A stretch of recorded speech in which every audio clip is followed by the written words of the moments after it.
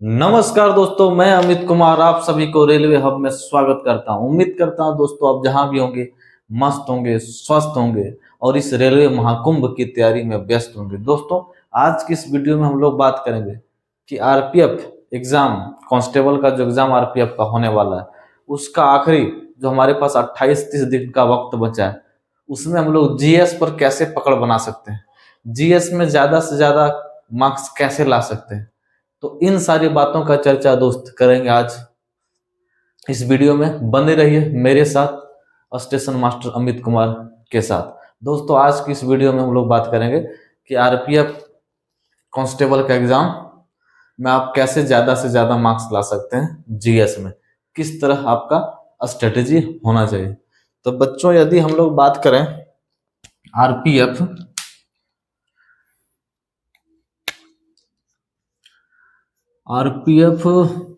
Exam में GS के क्वेश्चनों की संख्या कितनी पूछी जाती है बच्चों? तो जीएस का जो क्वेश्चन पूछा जाता है वो पूछा जाता है 50।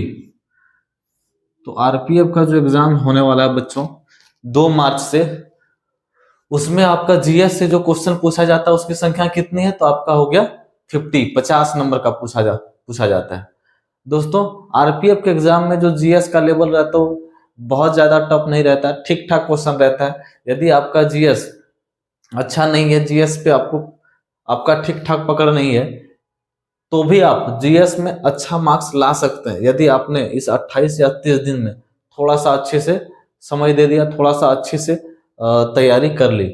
और आपको यदि आपने जीएस की तैयारी कर ली और जीएस पर आपका अच्छा पकड़ है तब तो कोई बात नहीं, कोई दिक्कत नहीं। आप सिर्फ अपना रिवीजन को कंटिन्यू कीजिए और मॉक टेस्ट को लगाते रहिए, बस वो आपके लिए एनफ है। लेकिन वो बच्चा जिसका जीएस में मार्क्स नहीं आ रहा है, जो मॉक टेस्ट दे रहा है और उसका 50 में मात्र जीएस में 16, 17, 18 नंबर आ रहा है, 20 नंबर आ रहा है या 15 आ रहा है, 14 आ रहा है, तो वैसे बच्चे के लिए ये वीडियो काफी लाभदायक होगा। क्योंकि इस वीडियो में हम लोग बात करेंगे कैसे आखिरी 28-30 दिन का जो वक्त बचा उसमें हम लोग किस हिसाब से पढ़ें ताकि कम से कम जीएस में हम लोग 30-35 नंबर के आसपास पहुंच सकें। तो हम लोग 30-35 नंबर मार्क्स आराम से ला सकते हैं आरपीएफ के एग्जाम में।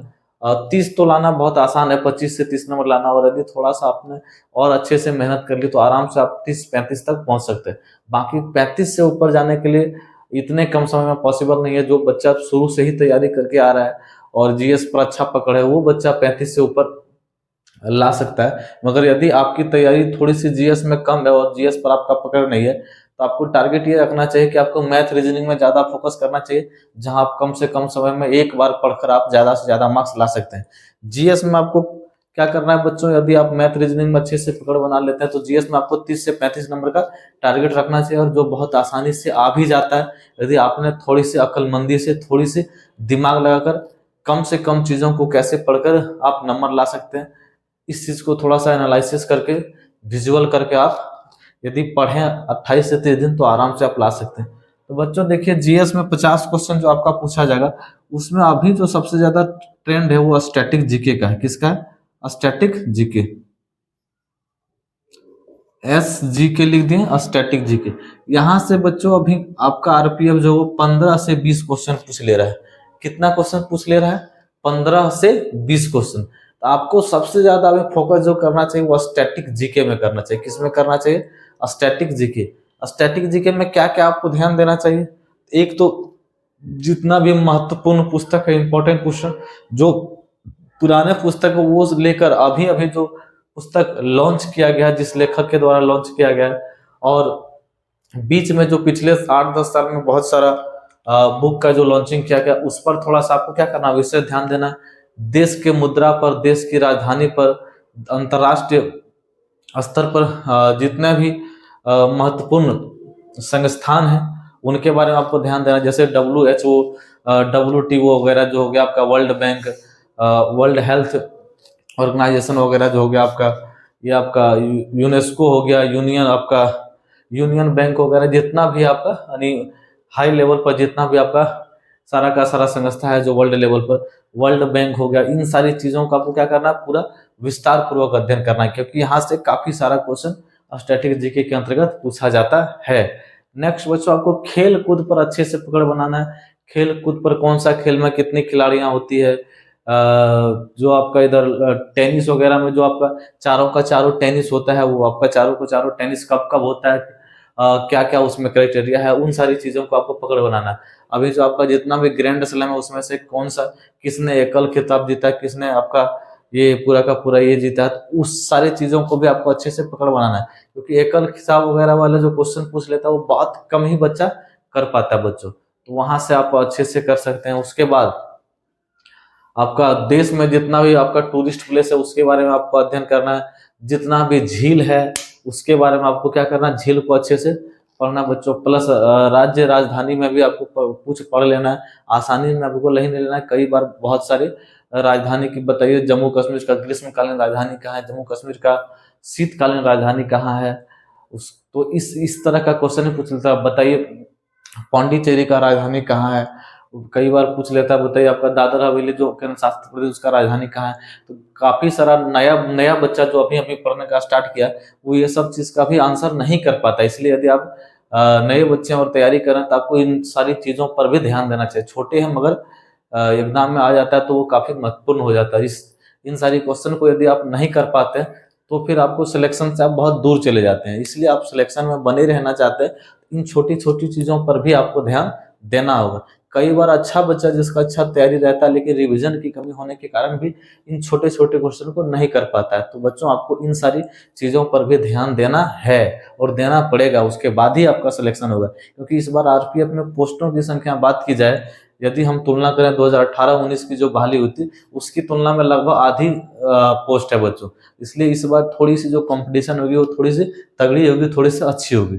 इसलिए आपको क्या करना होगा, थोड़ा सा एक एक चीजों पर ध्यान देना होगा। आपको ये ध्यान देना कि कौन कौन सी छोटी छोटी चीजों को जो बच्चा नहीं पढ़ता उसको हम कैसे इकट्ठा करें, जहां से 2-4 नंबर भी यदि हम कर जाते हैं तो बाकी भीड़ की तुलना में अलग हो जाएंगे और हमारे सिलेक्शन होने की जो संभावना है वो काफी तीव्र हो जाएगी। इन सारी चीजों पर आपको बच्चों क्या करना है, ध्यान देना है। तो आपको स्टैटिक जीके पर क्या करना है बच्चों, थोड़ा सा अच्छे से पकड़ बनाना है। क्योंकि स्टैटिक जीके में जो है वो आपको 15 से 20 क्वेश्चन आरपीएफ पूछ लेती है। इसलिए आपको क्या करना है, थोड़ा सा ध्यान देना है।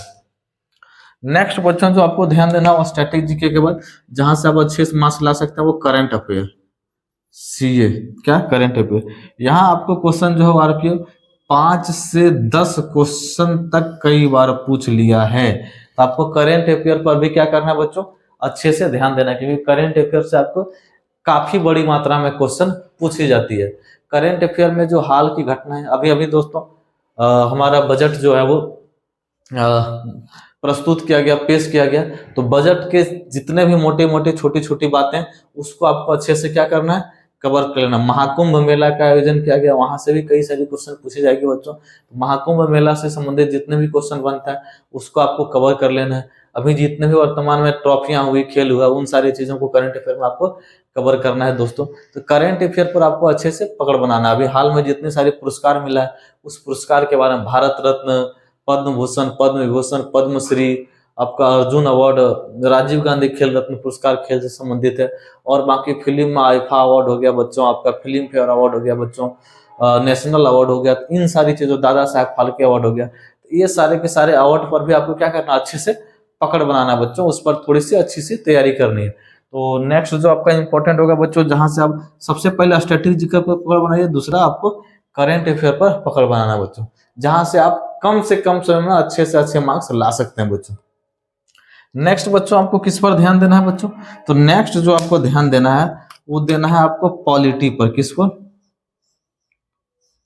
क्योंकि पॉलिटी एक ऐसा चैप्टर है बच्चों जो मैथ की तरह आपको नंबर देता है। कैसे, मैथ की तरह। जैसे आप मैथ में एक बार पढ़ लेते हैं आपको 100% मार्क्स लाने की संभावनाएं रहती है। आपको उम्मीद रहता है कि हाँ मैथ मैंने एक बार अच्छे से तैयारी कर ली और मेरा ठीक है, तो मुझे तीव्र संभावना, मुझे खुद से उम्मीद है कि मैं मैथ में 100% मार्क्स कर पाऊंगा, या एक दो क्वेश्चन कट जाए तो अलग है। वैसे ही मैथ और पॉलिटी की बात किया जाए दोस्तों तो दोनों का दोनों जो है वो बहुत ज्यादा डिफरेंट नहीं करता है। पॉलिटी भी एक मैथ के ही तरह का सब्जेक्ट है, जिसमें आपने एक बार अपनी अंडरस्टैंडिंग बना ली, पॉलिटी पर एक बार अच्छी समझ बना ली, पॉलिटी पर एक बार आपने पकड़ बना ली, आप यह देखेंगे कि आप वहां से आप 100% मार्क ला पाएंगे। तो आपको नेक्स्ट जो पकड़ बनाना है, और यहाँ पे आपका पॉलिटी में भी जो क्वेश्चन पूछ लिया जाता है वो आरपीएफ के द्वारा, तो 5 से 8 क्वेश्चन बच्चों यहाँ से भी पूछ लिया जाता है, और जिसे आप बहुत बहुत बहुत बहुत आसानी से ला सकते हैं।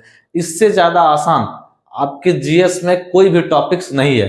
और एक भारतीय नागरिक होने के नाते भी आपको पॉलिटी की जानकारी होना ही चाहिए। नौकरी हो या ना हो अलग बात है, मगर पॉलिटी की जानकारी ना हो ये बहुत बुरी बात है। बच्चों इस चीज पर आपको ध्यान रखना है। पॉलिटी आपको जीवन की तरीका सिखाती है। पॉलिटी आपको आपके अधिकार का रूबरू कराती है। पॉलिटी आपको आपके अभिव्यक्ति की आजादी की सारी नियमों कानूनों को आपको ज्ञात करवाती है। सॉरी, अज्ञात मैंने बोल दिया, ज्ञात करवाती है। इसलिए पॉलिटी आपको जानना जरूरी है। पॉलिटी से ही आप जानते हैं कि आप एक भारतीय नागरिक के भारतीय नागरिक के तौर पर आपको कौन कौन से अधिकार संविधान के द्वारा प्राप्त की गई है, कौन कौन सी परिस्थिति में आप सुप्रीम कोर्ट और हाई कोर्ट में अपना जाकर दरवाजा खटखटा सकते हैं, सरकार और आपके बीच क्या संबंध है, सरकार से आप क्या क्या चीज मांगे कर सकते हैं। तो इन सारी चीजों का भी जो हमें जानकारी मिलती है, नॉलेज मिलती है, वो सारे के सारे पॉलिटी में ही मिलती है।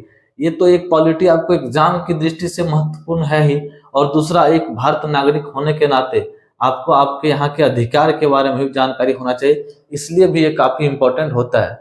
मेरा ये मानना है कि यदि आप किसी भी देश के नागरिक हैं तो आपको कम से कम किसी सब्जेक्ट का नॉलेज हो या ना हो, लेकिन वहाँ के आपके पॉलिटी, आपके संविधान के बारे में जरूर नॉलेज होना ही चाहिए। और ये हालांकि हमारे एग्जाम में भी है और काफी महत्वपूर्ण है, इसलिए हमें इसे पढ़ना ही चाहिए। और पॉलिटी ऐसा सब्जेक्ट है जिसमें बहुत ज्यादा रटने की जरूरत आपको नहीं पड़ती है। जैसे कि हम बात करें, तुलना करें यदि आपको हिस्ट्री वगैरह के साथ, तो हिस्ट्री में हमें कई सारी चीजें रटनी पड़ती है, क्योंकि वहाँ नाम आता है, वहां हमें कुछ बहुत ज्यादा समझ की जरूरत नहीं है। हाँ, हालांकि समझने के लिए, लंबे समय तक याद रखने के लिए कहानी के माध्यम से हिस्ट्री को भी पढ़ना अति आवश्यक है, मगर वहां हमें मैक्सिमम चीजें याद करनी पड़ती है। जबकि बच्चों पॉलिटी में मैक्सिमम चीजें हमें समझनी पड़ती है। बिना समझ का आप पॉलिटी को याद कर ही नहीं सकते। यदि आप याद करने का प्रयास भी करेंगे तो पाएंगे कि आप क्वेश्चन को जब करेंगे उसमें आपसे बहुत सारी गलतियां होगी। आप चाहते हैं कि पॉलिटी में गलती ना हो, तो बच्चों आप एक बार अच्छे से पॉलिटी पढ़िए, और आप एक बार जब पॉलिटी को पढ़ लेंगे तो पाएंगे कि पॉलिटी में जब आपको क्वेश्चन आता है तो उस समय जो मजा आएगा बनाने में, उसकी एक अलग ही आनंद है। आप आनंद पाएंगे कि मैंने तो मैथ को सॉल्व करने में जो मजा उठाया वो तो अब पॉलिटी में भी मिलने लगा। इसलिए बच्चों पॉलिटी एग्जाम की दृष्टि से काफी महत्वपूर्ण है, और सबसे कम समय में यदि जीएस का कोई टॉपिक आप कर सकते हैं वो पॉलिटी है। बच्चों पॉलिटी पे आपको ध्यान देना है। नेक्स्ट जो आरपीएफ के द्वारा बच्चों बात किया जाए, जिसमें ज्यादा फोकस आरपीएफ के द्वारा किया जाता है और जहां ज्यादा से ज्यादा क्वेश्चन आरपीएफ के द्वारा पूछा जाता है, वो चैप्टर है बच्चों आपका ज्योग्राफी। कौन सा चैप्टर है बच्चों? ज्योग्राफी।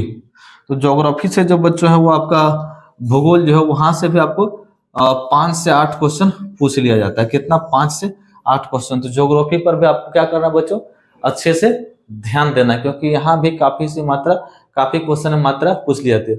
ज्योग्राफी में आपका 2 होता है, एक होता है वर्ल्ड ज्योग्राफी या फिजिकल आपका जो होता है वर्ल्ड लेवल का ज्योग्राफी, वो, और एक होता है इंडियन ज्योग्राफी।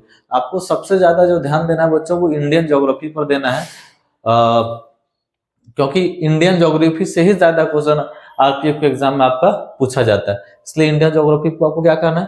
थोड़ा सा ज्यादा ध्यान देना। वर्ल्ड ज्योग्राफी में आपको थोड़ा सा वर्ल्ड की मैप के बारे में जानकारी होना चाहिए, क्योंकि यहाँ से भी कई क्वेश्चन पूछ लेता है। बताइए ये जो देश है वो कौन से कॉन्टिनेंट में है, ये धारा जलधारा कहाँ जुड़ती है, जो आपका पूरा का पूरा जो विश्व वर्ल्ड का विस्तार है उसके बारे में पूछा। लेकिन उसको आपको सेकंड प्रायोरिटी रखना, उसको बाद में करना। सबसे पहले आपको इंडियन ज्योग्राफी को जल्दी से खत्म कर लेना। इंडियन ज्योग्राफी में आपको बहुत ज्यादा समय की भी जरूरत नहीं होती, आप आराम से बहुत कम छोटा सा सिलेबस आप पढ़ सकते हैं। उसके बाद फिर आप आ जाइए वर्ल्ड ज्योग्राफी के पार्ट जो है, यहाँ से भी आप 5 से 8 क्वेश्चन। तो देखिए बच्चों हम नॉमिनल भी बात करें तो 15 और 5 20 और 5 25 और 5 30, तो 30 नंबर बस इतनी सी सब्जेक्ट को आप कवर कर लेते तो आराम से आपका 30 से 35 नंबर आ जाता है। बाकी जितनी भी चीजें छोटी उन सारी चीजों को मिलाने के बाद आपका 15 नंबर पूछा जाता है, जिसमें से आपका जो भी बाकी बचा, इकोनॉमिक्स हो गया, आपका हिस्ट्री हो गया। हिस्ट्री में भी आपका 3 पार्ट है, वो मध्यकालीन भारत, प्राचीन भारत और आपका आधुनिक भारत, वो तीनों पढ़ेंगे आप। उसके बाद आपका आ जाइए जीएस, आपका साइंस में physics chemistry biology physics chemistry biology. Science का देखिए आपको बात करें यदि आरपीएफ के एग्जाम की दृष्टि से, तो आरपीएफ के एग्जाम में साइंस का क्वेश्चन का वेटेज बहुत ज्यादा नहीं रहता है। साइंस का क्वेश्चन जो मुश्किल से सारे के सारे फिजिक्स केमिस्ट्री बायोलॉजी को मिला लें तो तीनों का तीनों, हाँ साइंस का बात किया जाए दोस्तों जनरल साइंस, तो यहाँ जीएस का मतलब जनरल स्टडीज है बच्चों, एक चीज ध्यान रखिएगा। और यहाँ चलिए SCINC साइंस थोड़ा सा लिख देते हैं।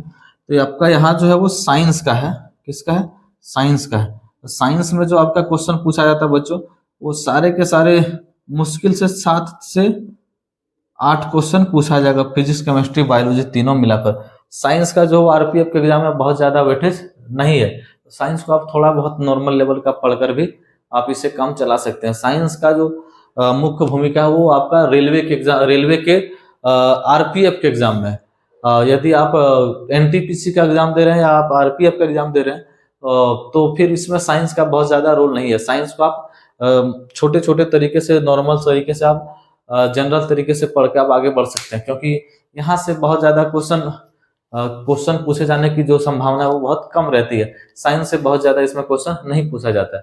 हाँ, आप जब आप एग्जाम आरपीएफ का दे लेंगे, उसके बाद आप ग्रुप डी का तैयारी करेंगे, तो फिर वहां आपको साइंस एग्जाम निकालने में काफी महत्वपूर्ण भूमिका निभाएगी। तो उस समय आपको साइंस में एकदम अच्छे से पढ़ना है, पूरा फिजिक्स केमिस्ट्री बायो को ही सबसे पहले पढ़ना है, क्योंकि ग्रुप डी के एग्जाम में जो साइंस की बहुत बड़ी भूमिका रहती है, काफी महत्वपूर्ण भूमिका रहती है, इसलिए आपको वहां उस चीज पर ध्यान देना है। लेकिन आप आरपीएफ के एग्जाम की दृष्टि से बात किया जाए जीएस में, तो सबसे ज्यादा आपका कौन सा, स्टैटिक जीके सबसे महत्वपूर्ण, दूसरा करंट अफेयर, तीसरा पॉलिटी और चौथा आपका ज्योग्राफी भूगोल।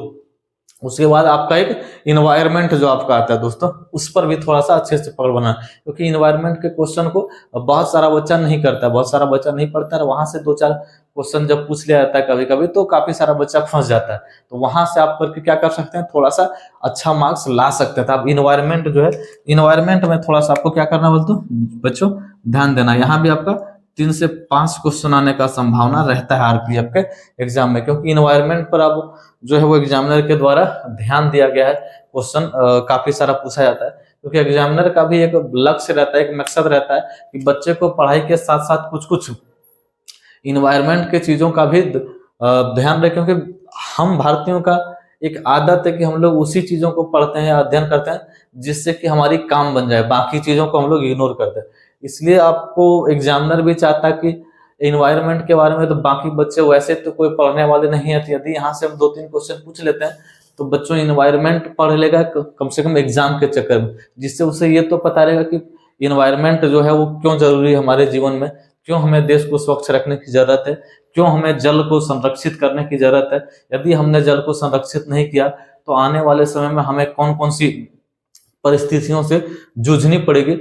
इन सारी चीजों का ज्ञान भी देना एग्जामिनर का एक मकसद रहता है। पॉलिटी एग्जाम में इसलिए भी ज्यादा पूछा जाता है ताकि आप जागरूक हो, थोड़ा सा आप अपने राज्य, अपने केंद्र, अपने सरकार को जाने कैसे बनती है सरकार, क्या होती है हमारी सरकार बनने की प्रोसेस, तो इन सारी चीजों का भी ज्ञान देना एक हमारा लक्ष्य रहता है। हिस्ट्री हमें इसलिए पढ़ाया जाता है कि हम लोग सीखें कि कैसे भूतकाल में हमारे राजाओं के द्वारा गलतियां की गई थी, जिसका परिणाम स्वरूप देश गुलाम बना और हम इतने लंबे समय तक गुलाम रहे। ये गलतियां हमसे दोबारा ना हो।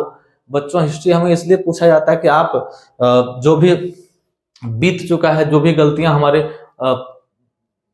पूर्वजों के द्वारा की गई थी, वो हम दोबारा ना करें, जिससे कि फिर से हमें गुलामी के जंजीर में जकड़ना पड़े। तो इन सारी चीजों के लिए एग्जाम लिया जाता है, और कुछ वैसे बात नहीं है जिसके चलते कि ये सारे क्वेश्चन पूछे थे। आपको हर एक सब्जेक्ट कुछ ना कुछ सिखा के ही जाता है, लेकिन आप एग्जाम की दृष्टि से यहाँ पढ़ लें, आपके साथ समय पास उतना वक्त नहीं है, मात्र 28 से 30 दिन का वक्त है। इसलिए आप कम से कम समय में आप एक ही स्टैटिक जीके, दूसरा करंट अफेयर, तीसरा पॉलिटी, ज्योग्राफी और इन्वायरमेंट, इन सारी चीजों पर पकड़ बना लीजिए। मेरा गारंटी है, दावा कि आप आराम से 30 से 35 नंबर ला पाएंगे। यदि आप और लाना चाहते हैं तो फिर उसके लिए आपको सारी चीजें पढ़नी होगी, तो वो आप पे डिपेंड करता है। लेकिन यदि आप पहले से पढ़ रहे हैं तो आपके लिए कोई दिक्कत नहीं है, आपने जीएस पर पकड़ नहीं बनाई है और वो इतना कम वक्त है, आप इन सारी चीजों को पढ़कर आराम से 30 नंबर के आसपास 35 नंबर ला सकते हैं। दोस्तों, उम्मीद करते हैं ये वीडियो आपको अच्छा लगा होगा बच्चों, आपके लिए कुछ लाभकारी होगा। यदि लाभकारी हुआ है तो हमारे वीडियो को शेयर कर दें, थोड़ा सा चैनल को सब्सक्राइब कर लें, और बच्चों वीडियो को लाइक कर दें। मिलते हैं अगले वीडियो में एक नई सोच, एक नई उम्मीद के साथ। तब तक के लिए जय हिंद, वंदे मातरम, थैंक यू, धन्यवाद।